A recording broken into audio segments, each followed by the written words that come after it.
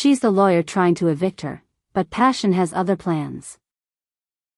The porch of 317 Waverly looked like it had clenched its jaw for a century and finally decided to smile anyway.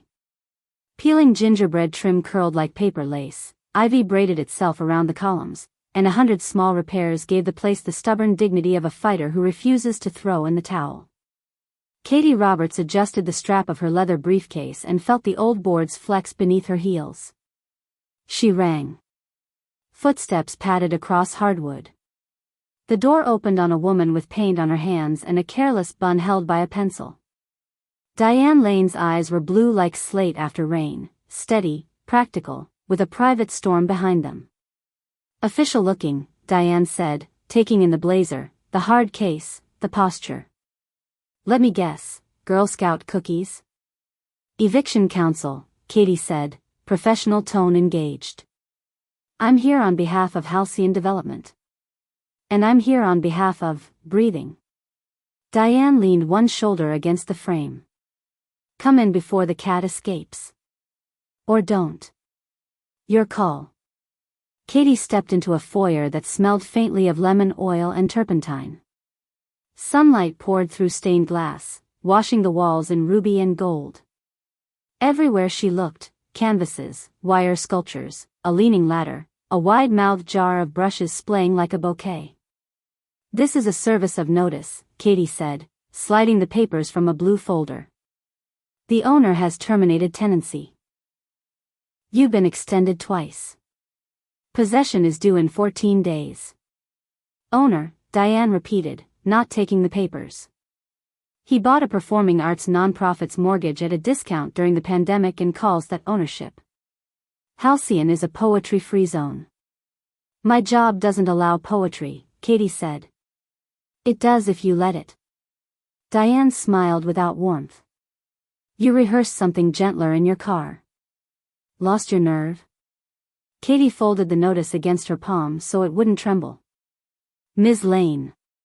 Diane. Diane, there are legal assistance clinics. Sweetheart, I am the clinic. The house is a community studio. The grant money dried up, the board splintered, the bank came sniffing, and Halcyon showed up with a demolition permit in its mouth like a dog brings a stick. Diane reached past her to straighten a crooked frame, close enough that Katy caught the citrus of her soap. You're the first person they've sent who looked at the art before the clock. Katy set the notice on a narrow hallway table. Consider yourself served. Diane's cat, a leonine orange creature with too much dignity, stalked out and bunting Katy's calf. This is justice, Diane said. Don't let the name fool you. He believes in outcomes, not process. Katy crouched, ran a hand down the cat's back, and stood too quickly. I'll be in touch. You will, Diane said, unruffled. You'll pretend it's about forms when it's about choices. The words followed Katy onto the porch, down the steps, and into the afternoon. She closed the gate behind her and listened to the latch click like the period on a sentence she didn't want to end. Katy's office was glass, concrete, and the hum of billable time. She liked it that way. Liked the predictability, the edges.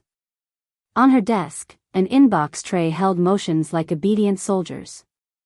Beyond the window, cranes tipped their steel necks at the skyline, a flock of mechanical herons. She slid Diane's file to the top and opened her laptop. Halcyon Lane, her boss said from the doorway, as if summoned by dread alone. Evan Pierce, salt and pepper, expensive tan, the permanent smile of a man whose favorite sport is winning. Simple case. Don't let the tenant turn this into a circus. She runs a community art house. Katy kept her voice even. There's press risk. There's always press risk. Our risk is precedent. If we let one heirloom bungalow shelter under some dusty historical claim, suddenly every termite nest in the district is a sacred site. She's raised funds, Katy said. There's community programming. If a handful of hobbyists want to finger paint in a condemned parlor, they can do it somewhere else. He tapped the folder.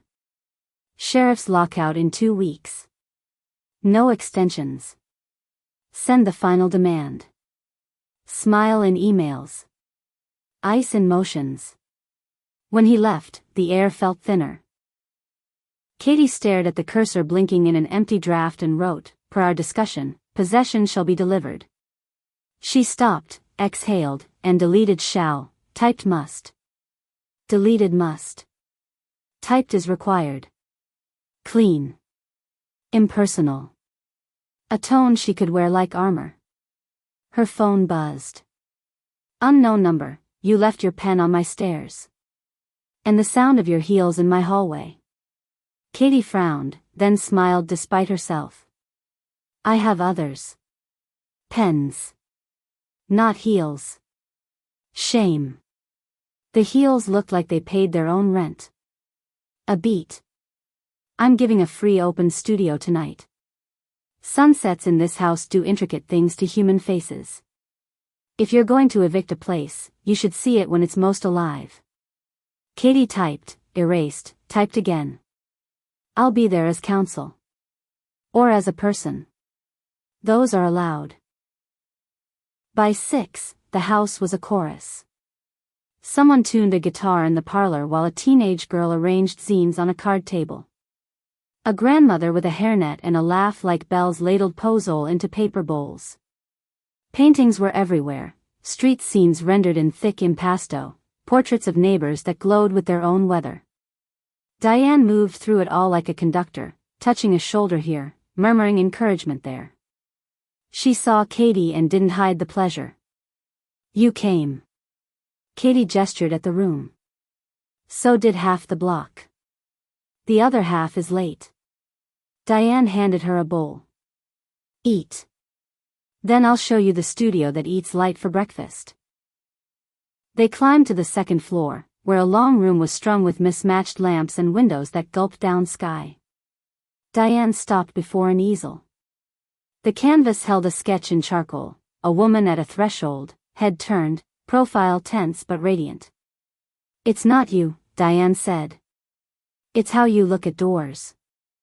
I look at doors like, what? Like you picked one a long time ago and still wonder what's behind the others. She took a step closer. You picked competence. Which is a great door. But there's one labeled, wrecking ball honesty, and another labeled, pleasure without apology, and one that says, let people love you where you're inconvenient. Katy felt a laugh rise and fall into a breath. You don't know me. Diane's gaze didn't waver. I know women who keep clean lines so their mothers' voices stay quiet. I know women who make their bed to avoid the bed making them. I don't know what that means, Katy said, aware that she did. A chord swelled downstairs. Someone sang, low and sure, and the house answered with sympathetic creaks. Diane leaned against the sill, the last orange of sunset catching the paint on her knuckles. Why this place? Katy asked. Why not move the program? Start fresh? Because history is not a file you can scan. Diane's voice softened. My grandmother sang here when certain doors were still locked for her on stage. My first kiss was in that stairwell, and my first grief sat on those steps with a carton of melted ice cream. People learn to speak to themselves with kindness in this room. Fresh is for salad. This is marrow. The silence stretched, tender rather than tense. Katy could feel the exact distance between them. It lived in her chest like a compass needle, quivering toward true north. She put the empty bowl on a crate. Diane, I don't. Diane smiled carefully. If this is the part where you tell me you're the enemy, I already know. Katy closed her eyes a second and opened them. It's the part where I tell you I'm not sure I want to be. They worked late, Katy not drafting demands but photographing ledgers and flyers, interviewing volunteers, taking down names of elders who could testify that the house wasn't merely charming, it was a site of civic memory. Diane fetched boxes, answered questions, and occasionally rested a hand at the small of Katy's back in a way that was nothing and everything. You could file for a temporary restraining order to preserve the status quo pending the preservation hearing, Katy said, snapping a picture of a 1968 news clipping about a protest concert held in the parlor. You could, Diane echoed. It's risky. Diane's mouth tilted. Oh no. Risk. I'd better lie down. Katy smothered a smile. You joke because you're brave? I joke because I'm terrified. Diane set down a stack of flyers. I've lost homes before. I'm not good at pretending I won't survive it. I'm better at pretending it won't hurt. Katy logged the quote in the Notes app in her head, not her phone. If I file personally, outside my firm, it'll put a target on my back. Do you work for them, or do they rent a slice of your time? Diane asked, gentle, clinical. Language matters. Both, Katy said honestly. And that's the trap. They stood close beside the photocopier like teenagers at a punch bowl. Diane looked up through the fan of her lashes. You know what else is a trap? Katy swallowed. What? The thought that we only deserve good things when we're safe. She let the quiet fall a moment. Come downstairs. People are reading poems to the house. They joined the crowd. A kid with chipped black nail polish performed a piece about his mother's green coat hanging by the door, like a flag of a country that no longer exists. An old man with a tremor told a joke and made the room bark with laughter. When a shy woman in scrubs sang the lullaby her aunt used to rehearse before shows, to tune the night to my key, Katy felt something loosen under her ribs, a knot she'd mistaken for a bone. After midnight, the guests trickled out. Diane gathered cups, stacked chairs. Katy dried dishes with a towel that had a strawberry border and the fatigue of 100 wash cycles. I can't promise the court will grant a TRO, Katy said softly. But I can promise I'll file.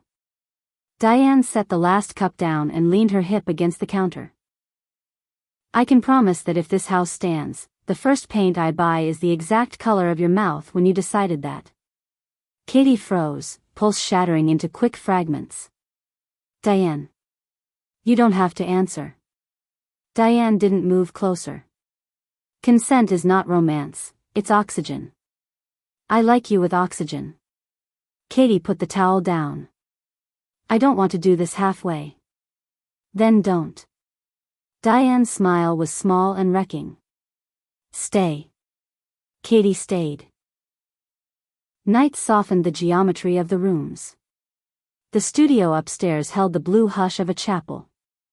They stood at the window where the glass had a hairline crack that threw a tiny comet across the moon when the angle was right. No more professional hats, Diane said. Just two women breathing in a house that breathes back. Okay, Katy whispered, and closed the distance. The first kiss was exploratory, a lawyer reading a contract, an artist tasting a color. The second was a surrender that didn't feel like losing. Diane's hands were sure, paint rough and tender. Katy's were cautious turned hungry turned honest. They laughed when the cat leapt onto the sill like a chaperone and laughed harder when he yawned and left, bored by the inevitability. Later, in the nest of quilts on the fainting couch, Katy pressed her forehead to Diane's temple and said, I feel like I just told the truth in a language I'm not fluent in. You conjugated perfectly. Diane kissed her hair. You said, I want, in the imperative. I've said, I'll handle it for so long I forgot there were other verbs. Keep this one, Diane said against her skin. It's a verb that feeds you back. Sleep came like a tide coming home. Katy woke before dawn to the scratch of pencil. Diane was at the easel, feet tucked under, drawing the curve where shoulder becomes throat. She looked up, guilty, delighted. You were a line I had to catch before it evaporated. Is that how you see me? Katy approached, sheet around her like a toga. The sketch was alive, tension and ease in equal measure, a jaw set for battle and lips softened by reprieve. It's how you are, Diane said simply. By 8, Katy was in jeans and a hoodie at her kitchen table, building the skeleton of a temporary restraining order application. She marshaled declarations, assembled exhibits, drafted a memorandum that argued the balancing of equities without once pretending the plaintiff was a unicorn. At 10, she took a breath and texted a colleague she trusted, "Private question. How fast can I get ex parte relief on a demolition?" Fast enough if you show irreparable harm plus likelihood of success plus public interest. Who's the client? Katy stared. Me. Sort of. Don't ask. At noon, she stood in a cramped courtroom under flickering fluorescents and told a weary judge that preserving a living cultural space wasn't nostalgia but civic infrastructure. She cited cases.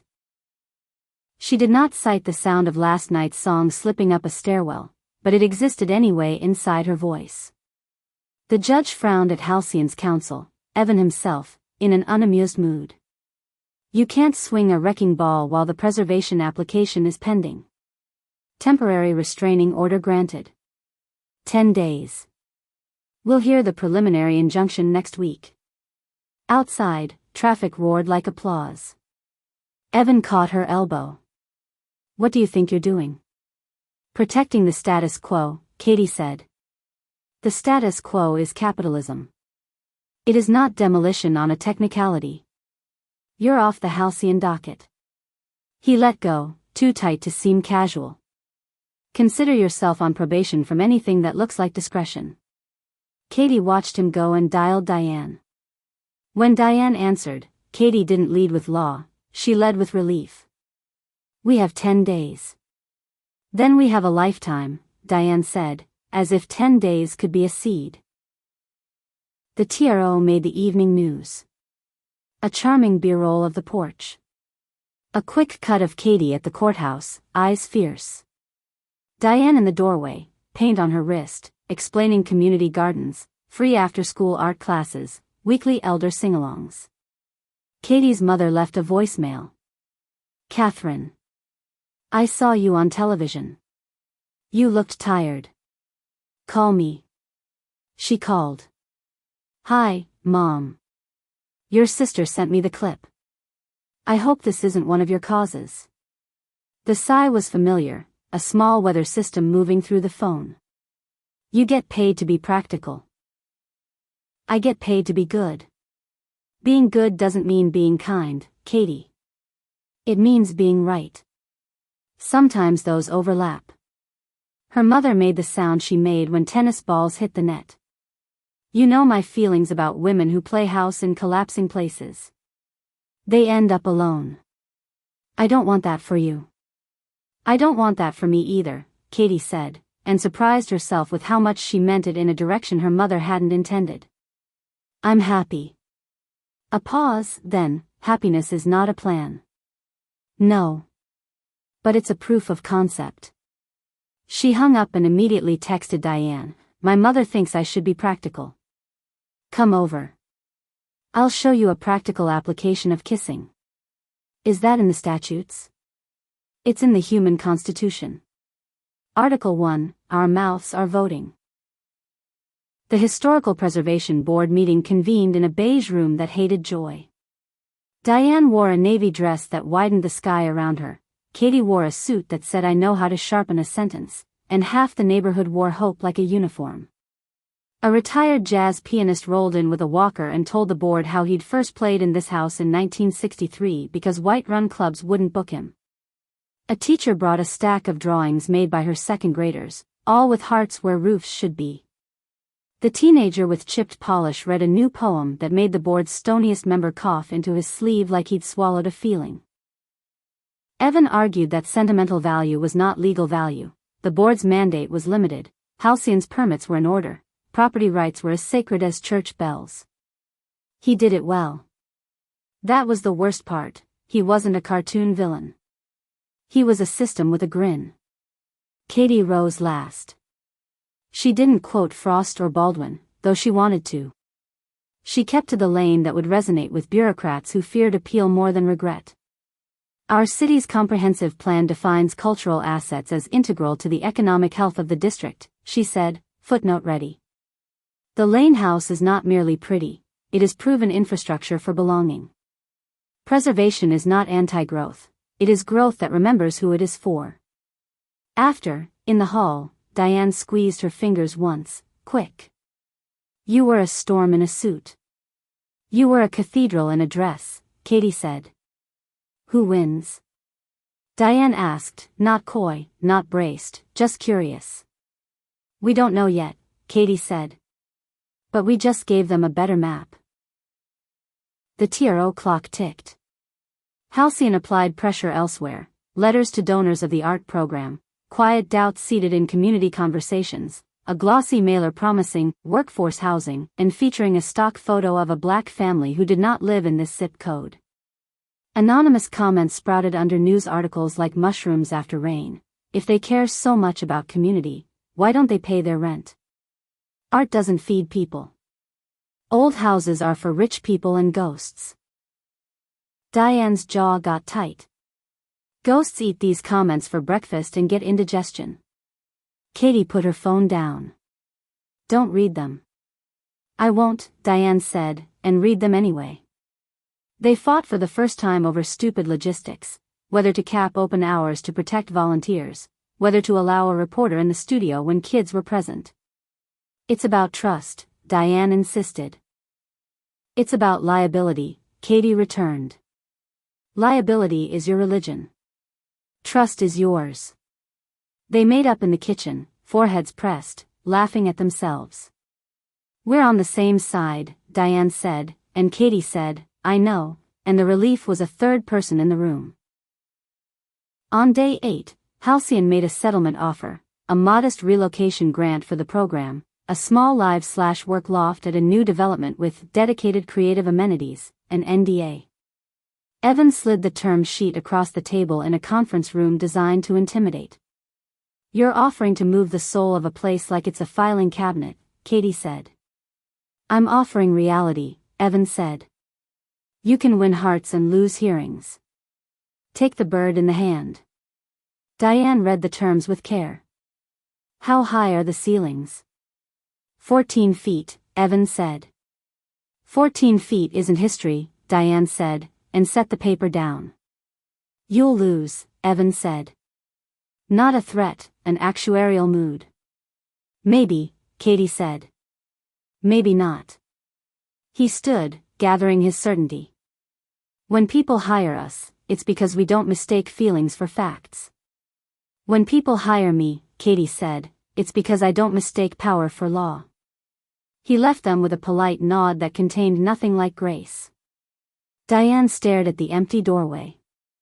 There's a version of me who takes that deal and spins it into gold and tells herself she's pragmatic. There's a version of me who tells you to take it because I'm afraid to want more, Katy said. Which version of us is real? Diane asked. This one, Katy said, and laced their fingers. It rained for 2 days, hard enough that the gutters gulped leaves and spat out brown streams. A damp chill got into the bones of the house and refused to leave.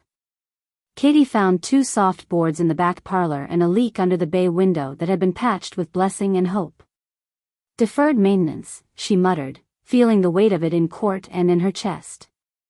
I keep meaning to replace the flashing, Diane said. Then a 12-year-old shows up whose mom's working a double, and he needs a place to sit with silence that isn't empty. Katy rolled up her sleeves. Show me the ladder. They spent the morning on the roof together, a 2-woman crew with a shared tube of sealant and a rhythm that felt like a new language. Diane cursed like a poet when she scraped her knuckles. Katy wrapped them with painter's tape and a kiss. Back inside, wet and half proud, they stood looking at the temporary fix and what it symbolized. We do triage, Diane said. We deserve surgery. We're buying time for surgery, Katy answered. Time is the most expensive line item. The preliminary injunction hearing packed courtroom 3B. The judge took the bench with a face that implied he had seen every trick twice. Halcyon argued procedural timeliness. Katy argued substantive significance. A city planner testified that the district's character had economic value measurable in foot traffic and retail longevity. A grandmother in a yellow dress testified that when her neighbor died, Diane hosted the repast in the front room because there was nowhere else that would take a loud grief. Opposing counsel objected to anecdote overload. Sustained, with a wince. In rebuttal, Katy narrowed. This is not about affection for fretwork. It is about a function the market refuses to price, the daily labor of keeping a neighborhood from becoming a themed mall. Injunction standards are not sentimental. They are pragmatic. Irreparable harm is when the bulldozer reduces to dust what no grant can rebuild. The judge took it under advisement. Everyone exhaled in the hallway like they'd been holding their breath underwater. The building's cafe sold out of muffins by 10. On the steps, a reporter shoved a mic at Diane. What will you do if you lose? Grieve out loud, Diane said. Then keep making beauty where we land. And if you win? Throw a party, Diane said, and glanced at Katy. Start with a rehearsal dinner. The reporter blinked, then laughed, and the clip went mildly viral for being something other than a fight. The night before the ruling, Katy found a box tucked behind the studio sofa. Inside, a stack of unopened bills, some stamped in red. She sat on the floor and sorted them into piles, urgent, salvageable, praying helps. Diane walked in, stopped, and closed her eyes like a woman stepping into a cold wave. I was going to show you, Diane said. I wasn't going to hide it. You were hiding it by not showing it, Katy said, not unkind. I need visibility to fight clean. I was ashamed, Diane said, striking the word like an off-key note. I keep telling these kids honesty is a love language and then I hoard my failures like I get points. Katy moved to the sofa and patted the cushion beside her.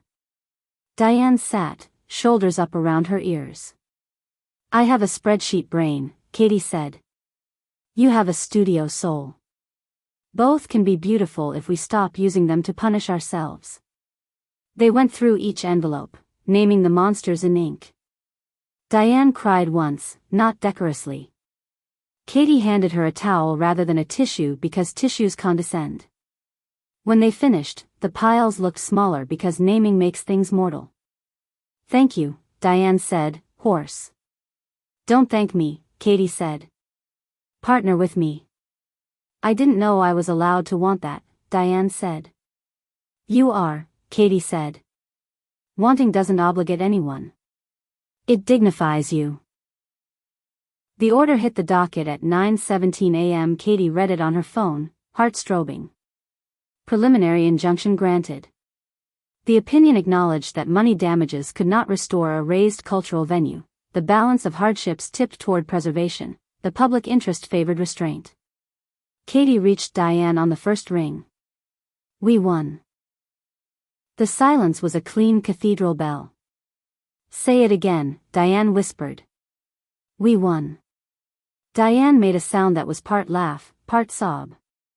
Come home. Katy did, and the house breathed them in like incense. Neighbors arrived with pies and folding chairs. Someone dragged a keyboard into the parlor. Someone else taped the order to the door like a mezuzah. Evan showed up on the sidewalk, hands in pockets, surveying the party with anthropological detachment. He caught Katy's eye through the hedge, a tilt of the chin that said game respects game. She inclined her head back. Not friends. Not enemies. Professionals who had finally disagreed as if the city were watching, because it was. By sunset, the crowd thinned to bones, the teenager, the grandmother, the choir nurse, Diane, Katy. The porch hummed with summer. Fireflies did their little thaumaturgy over the yard. Diane stood and stretched, then faced Katy with hands that didn't fidget. I want to make something official that isn't on courthouse letterhead. Katy set her glass down. I'm listening. Move in, Diane said, plain as a nail. Not to save me. Not to fix me. To join me. We could keep the upstairs front as the community office, turn the small bedroom into a guest room for kids who need a safe night, and paint the back room your favorite brand of competence. We'll write a charter for things we promise. No martyrdom, no secrecy, no running away during the cleaning playlist. Katy's breath left her like a forgiveness she hadn't known she'd hoarded. I have a coffee table that is also a trunk that is also a bad idea. We'll keep it, Diane said. That's how you'll know you're here. Yes, Katy said. I want yes. They renovated in sections, not because they loved dust but because life kept happening. Katy learned to mud drywall well enough to no longer apologize to it. Diane learned to read product warranties like poetry. They argued about cabinet pulls like people who assume the other will be around to hate them a week from Tuesday and loved that about themselves. On Saturdays, teenagers built birdhouses at a long table while a retired carpenter told stories about the Waverly Fire of '79, with embellishments. On Sundays, elders sang standards in the parlor and corrected the children's harmonies with affectionate tyranny. Katy took a handful of pro bono cases for other tenants who'd been told, inevitable, by men with clean hands. She kept her full-time job long enough to negotiate a part-time partnership at a firm with a different logo and a better compass. Her mother visited. She walked through the house with a face like someone touching every doorknob in a museum. In the kitchen, over coffee, she said, "It's less broken than I imagined." "It is not broken," Katy said. "But it's good."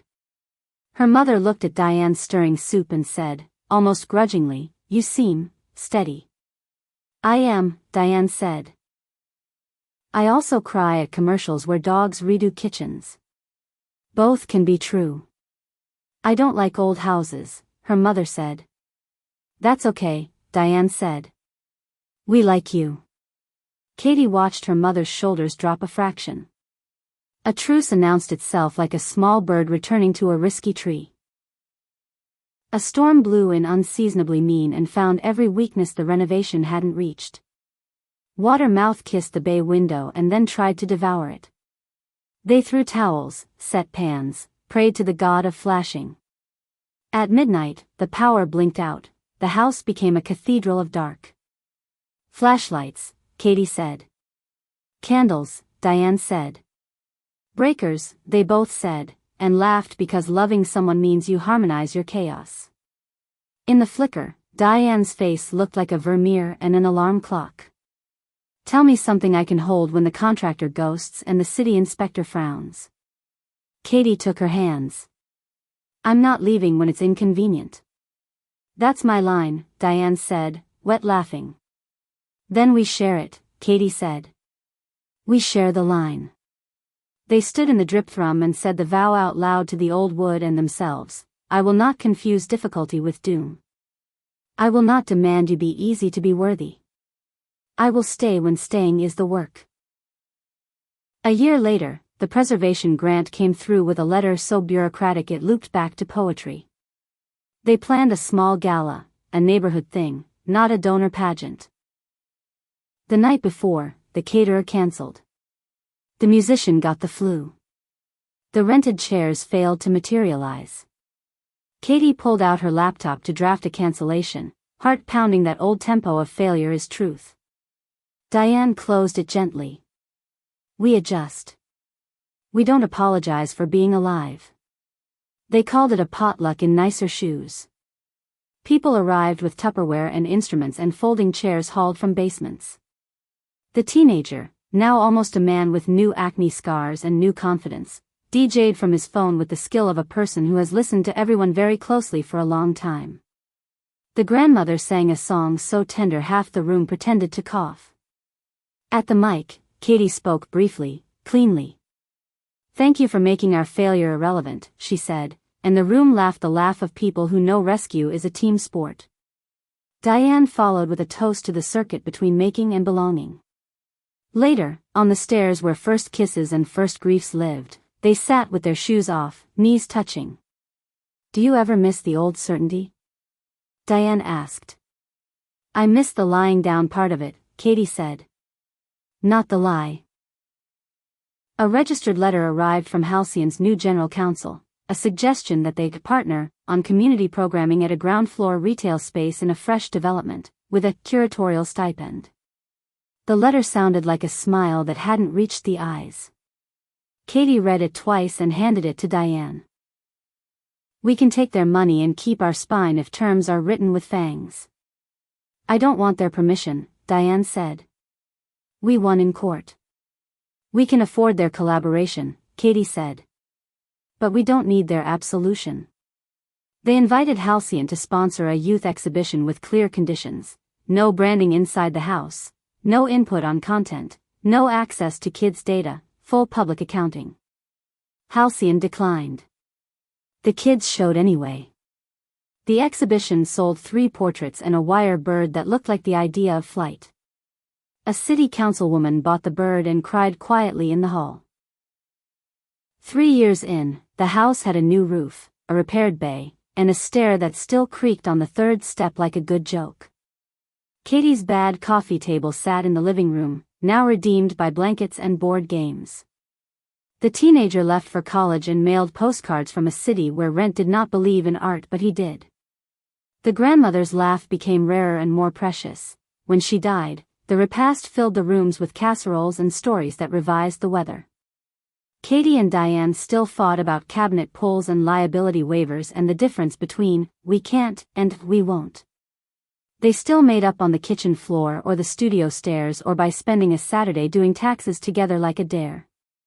They still kissed like a house that refuses to be anything but a sanctuary. One morning, Katy woke to sunlight cut by lace curtains and the sound of someone practicing scales on the porch, off-key, earnest, a beginning. Diane rolled toward her, hair a restless country. Court today? Diane asked.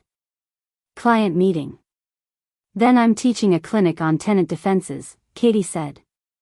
I'm prepping canvases and then going to the permit office to charm a man named Dwight who doesn't believe colored lights are legal. They are if Dwight says they are, Katy said gravely. They lay quiet a long moment, listening to the scales straighten into something like music. We did this, Diane said finally. Not alone. Never alone, Katy said. That was the lie. Diane traced a finger over the scar on Katy's knee from a ladder slip months ago. You know what I want? More sandpaper, Katy said. And your mouth. Both, Diane said, smiling. And also a sign on the porch that says what we do here, so no one has to guess. They painted one after breakfast. It wasn't fancy. Just hand-lettered words on salvaged wood.